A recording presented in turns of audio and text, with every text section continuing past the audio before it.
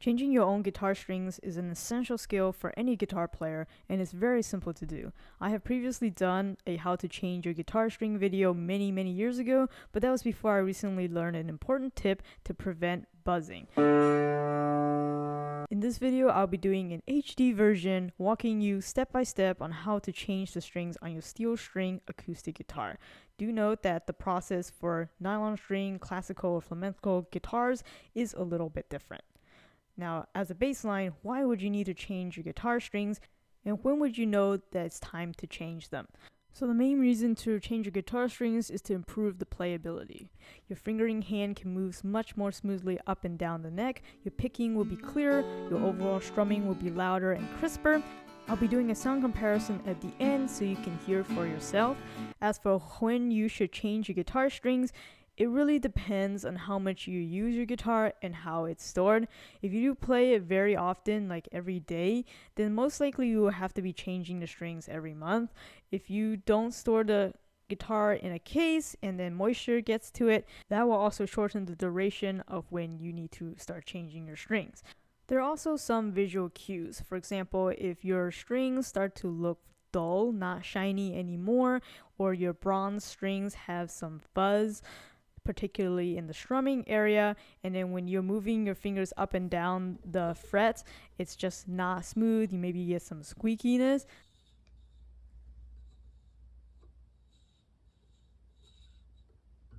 Those are definitely indications of when you need to change your guitar strings. So now let's talk about materials that you would need. First of all, you need to have the correct gauge or thickness of new strings. And if you're not sure, you can contact the manufacturer or where you bought the guitar from to double check. As a quick rule of thumb, full-size dreadnoughts and grand auditoriums will have light gauge strings. Smaller body guitars like concerts or parlors may have extra light gauge strings like the one I have here on my court. And some travel size guitars like the Taylor GS Mini has actually medium gauge strings. So it's really depends on the model of the guitar, so definitely make sure you get the right one so that you're not putting too much tension or too little tension on your guitar neck in the bridge. And then the only other necessary material is just some cushion or a way to prop up the neck so that your guitar sits flat. I just have my cushion that's removable from my gig bag that I use to put underneath my neck. And then these are some optional nice to have items to make the process faster. So first is wire cutters, so you can cut the strings in the middle and at the ends. Peg unwinders, if you can get like the machine ones, which are not too expensive, they can greatly save you a lot of time just unwinding, rewinding your strings. The tool I'm showing right here is a 2-in-1 wire cutter and peg unwinder. So if you're interested in anything that I show in this video, I'll have the product links in the description. And since you will have access to your fretboard with the strings removed, this is also a good time to kind of clean up or freshen up your fretboard and also polish up the glossy finishes on the body of your guitar. So for that, I recommend the Dunlop Lemon Oil for the fretboard and the Ernie Ball guitar polish for the glossy finishes, and of course 2 microfiber cleaning cloths. Now let's begin the replacement process, starting with removing your old strings. Set your guitar on a flat surface and make sure that your neck is propped up so that your fretboard is level. You can loosen the guitar strings now one at a time. If you have one of those pro unwinders, this is a great time to use that. And if you wanted to, you could use the wire cutters to cut the middle once the strings are loose enough and then just pull the strings from the bridge. On my guitar, it does have bridge pins. Some acoustic guitars don't have bridge pins. In that case, you just slide the string out. But for guitars that have bridge pins like this one trick for removing stuck bridge pins is to put your hand into the sound hole and underneath the bridge pin so you can push it out that way. And then once you have the bridge pins out, make sure you don't lose them.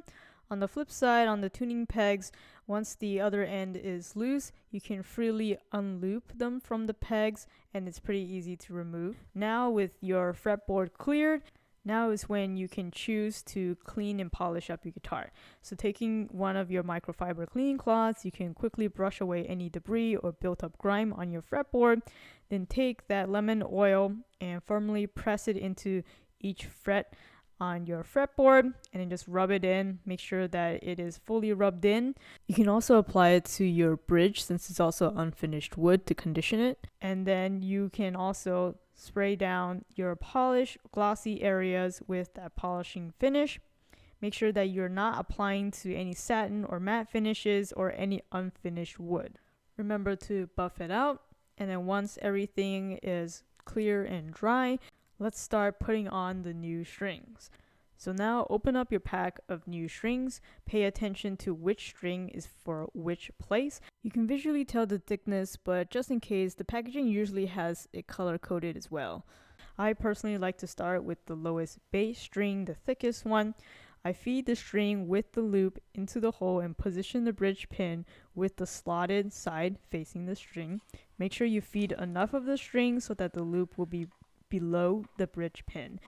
So you want to push down on the bridge pin while giving the string a sharp tug to ensure that both are securely in place. Then you run the string up its slot in the nut and then measure out to the next peg.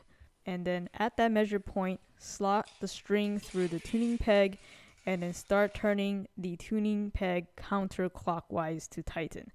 To prevent the string from slipping in the peg, you want to hold one end tightly while you turn the knob and make sure the string stays in the nut. Now is a good time to use your peg winder if you have one. Now here is that tip to prevent buzzing when you're stringing. Make sure that the string is looping downwards so that your string will end up when tightened on the bottom, creating that break angle against the nut. Otherwise, you'll get some buzzing if the string is actually looped upwards. Now, when turning, you want to periodically monitor your bridge pin to make sure that it didn't accidentally rise up. If it does, just make sure to push it back down. Otherwise, it may just suddenly shoot out if you're not watching. So you just keep turning until the string is taut but not too tight. We can worry about tuning later. Then we can snip that excess string. Repeat for the other two bass strings.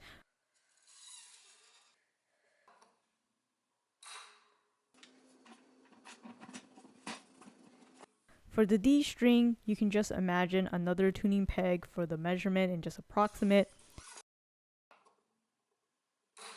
Similar process for the 3 treble strings.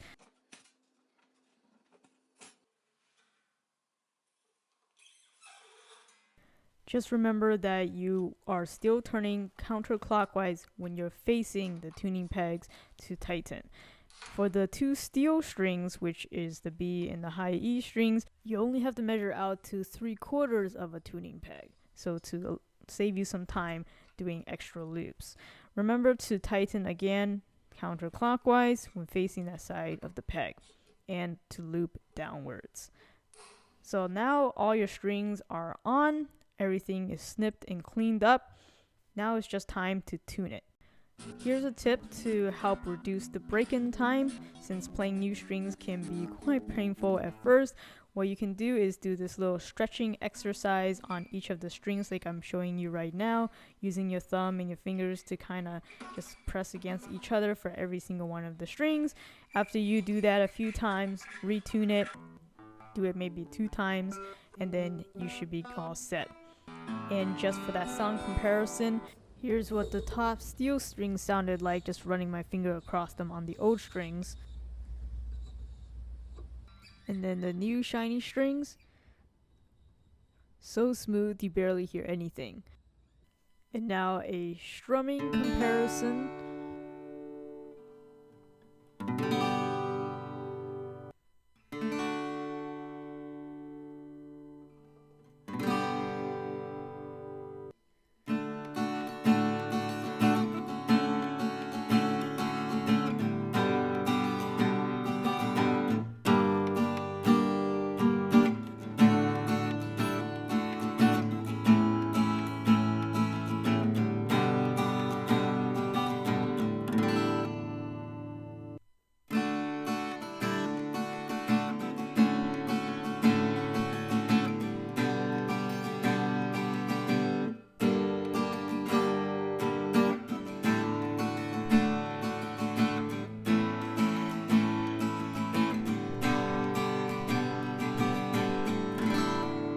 With strumming, I immediately noticed how much louder and crisper it sounded. Now have a listen to fingerstyle.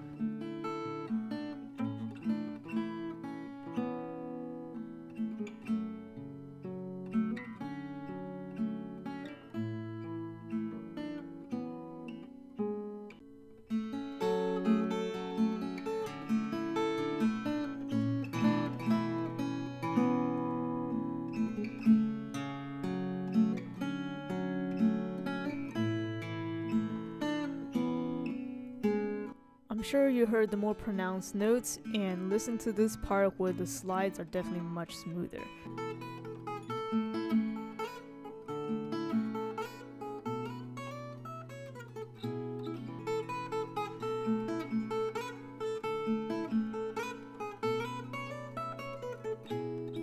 If this video empowered you to change your guitar strings, please give this video a like and subscribe to my channel for more videos like this. Thanks for watching.